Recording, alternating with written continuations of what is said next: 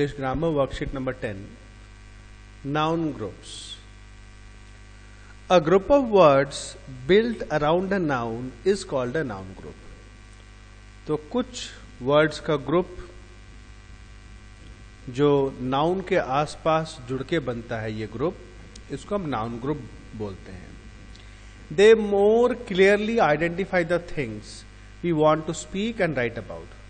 तो इन noun groups की मदद से हम लोग जो हम बताना चाहते हैं उसको और सफाई से हम बता सकते हैं. जैसे कि a clock, a grandfather clock, दादाजी का clock. The clock in my bedroom, मेरे बेडरूम वाला clock. An old wind up clock, पुराना घड़ी. तो क्वेश्चन 1 देख सकते हैं, complete the noun groups with nouns of your own choice. तो यहां पर जो मतलब ठीक बैठता है उसके हिसाब से हमको फिलअप करना है. The long and dusty road, लंबा, डस्टी यानी धूल भरा रास्ता. अ ब्राउन लेदर बैग, अ ब्राउन लेदर वॉलेट, है ना, वॉलेट या पर्स जिसको बोलते हैं. तो इस तरीके से यहां पर लिख सकते हैं.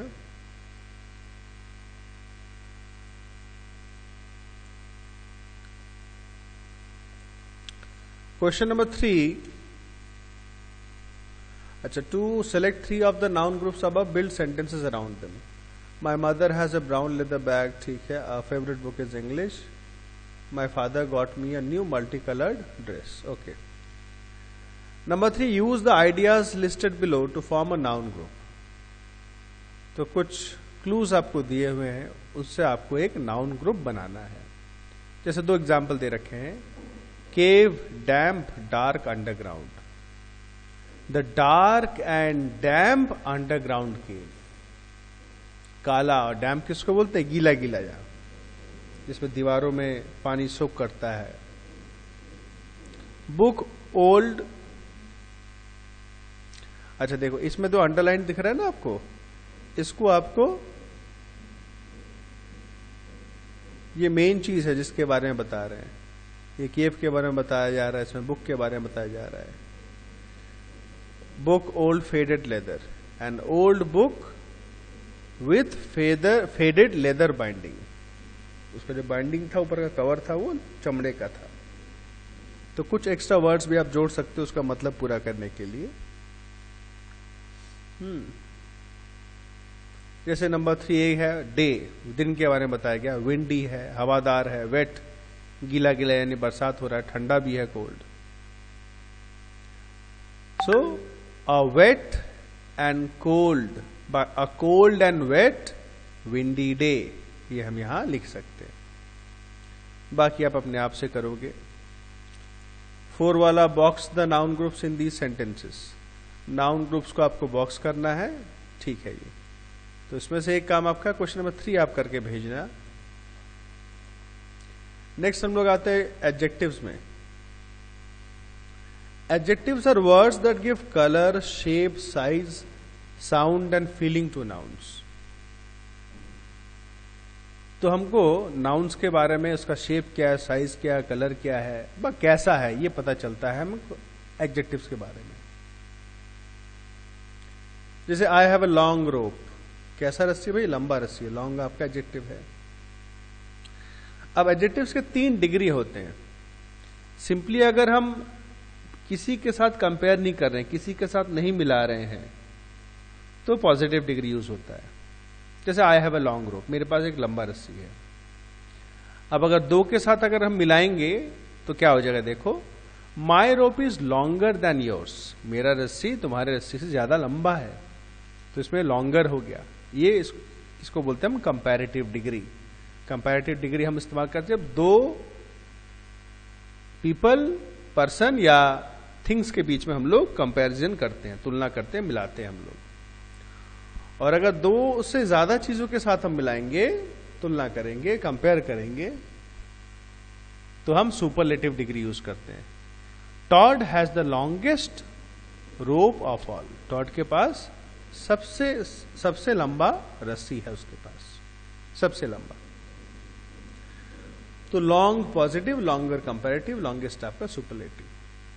जो वर्ड्स होते हैं जिनको हम बिना तोड़े पढ़ सकते हैं उनके कंपैरेटिव में ज्यादातर ER जुड़ता है, सुपरलेटिव में EST जुड़ता है। और जिन स्पेलिंग को हम तोड़ के पढ़ते हैं 2 या 2 से ज्यादा भाग में, उसमें कंपैरेटिव में मोर आता है, सुपरलेटिव में मोस्ट आता है। जैसे ब्यूटीफुल, ब्यूटीफुल 3 सिलेबल में हमने इसको तोड़ा है।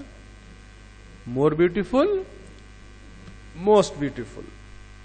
हेल्पफुल 2 भाग में तोड़ के पढ़ा हमने, मोर हेल्पफुल, मोस्ट हेल्पफुल।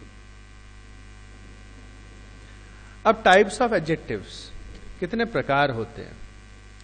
पहला आ गया हमारा क्वांटिटेटिव एडजेक्टिव। क्वांटिटेटिव यानी हाउ मच, कितना। आई हैव सम मनी, कितना पैसा, कुछ पैसा है। He has a few coins, उसके पास कुछ सिक्के हैं। कितने सिक्के, फ्यू। तो सम, फ्यू, 40 नंबर भी है आपका। ये सारे आपके क्वांटिटेटिव एडजेक्टिव्स हैं। और जिनमें आप नंबर यूज करोगे उनको हम न्यूमरल एडजेक्टिव्स ही बोलते हैं। जैसे थर्ड वाले में 40 है, अगर नंबर दिया होगा तो न्यूमरल एडजेक्टिव। और 1 और 2 वाले जो है सम और फ्यू, ये इनडेफिनिट न्यूमरल एडजेक्टिव्स हैं। इनडेफिनिट मतलब जो फिक्स नहीं है।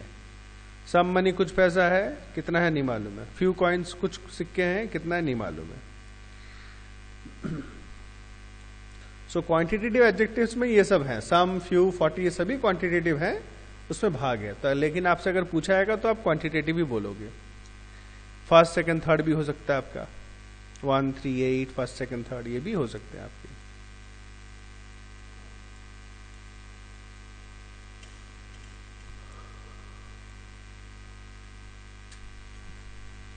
फोर्थ, नाइन्थ ये ऑर्डिनल एडजेक्टिव्स हैं। फ्रैक्शन वाले 1/3, अ क्वार्टर, हाफ, ये भी हो सकते हैं आपके।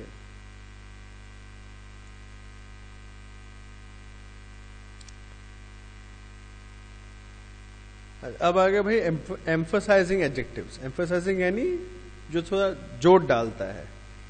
This is a total waste of money. He is standing at the very end of the platform, एकदम किनारे पे, प्लेटफॉर्म के किनारे में खड़ा है। सो टोटल और वेरी थोड़ा सा जोर दे रहे हैं इसमें। टोटल किसके ऊपर जोर दे रहा है, वेस्ट। और दूसरा वाला वेरी किस पे, एंड के ऊपर।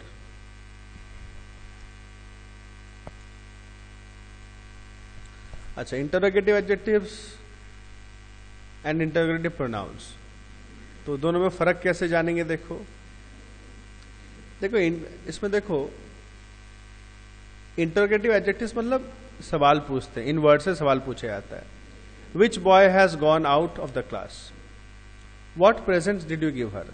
तो इंटरोगेटिव एडजेक्टिव समझने का सबसे इजी तरीका है, आपका जो क्वेश्चन वाला वर्ड है उसके बाद एक नाउन रहेगा, किसी चीज का नाम रहेगा। जैसे विच बॉय, बॉय है। व्हाट प्रेजेंट्स, प्रेजेंट्स यानी उपहार, गिफ्ट।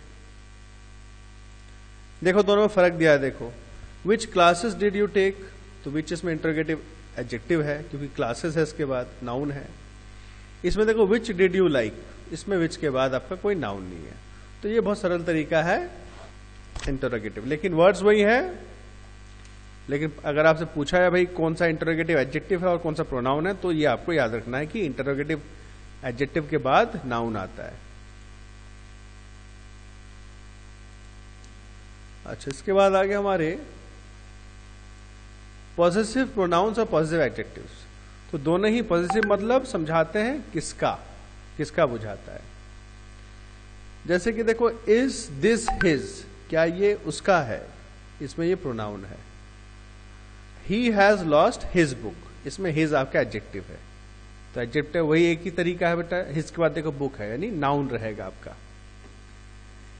पॉसेसिव एडजेक्टिव में उसके बाद एक नाउन रहेगा। तो हमारा पहला exercise, read the following sentences and identify the types of adjectives. आपको बताना है कौन से टाइप का, अंडरलाइन कर ही रखा आपका। Which car do you drive, which आपका इंटरोगेटिव है। स्पेलिंग आपने जितने भी लिखे सारे गलत हैं स्पेलिंग, ठीक है। इंटरोगेटिव का स्पेलिंग गलत है, क्वांटिटेटिव का भी स्पेलिंग गलत है सब। तो ये सारा आप कॉपी में करोगे, क्वेश्चन हेडिंग सब लिख के, जिस वर्ड में अंडरलाइन है उसको भी करोगे आप, सफाई से लिखना। राइटिंग तो आपका अच्छा हो ही गया है। Number 2, rewrite the following sentences using antonyms of the underline words. तो एंटोनिम्स हमको मालूम है, एंटोनिम्स मतलब ऑपोजिट वर्ड्स। तो जो अंडरलाइन है उसको ऑपोजिट करके आपको लिखना है। ईमानदारी से बिना देखे लिखना, पढ़ सकते हो आप, लेकिन बिना देखे एक बार लिख के भेजना। क्वेश्चन आंसर दोनों ही। सो 10 और एक्सरसाइज 11 ये आपका होमवर्क है।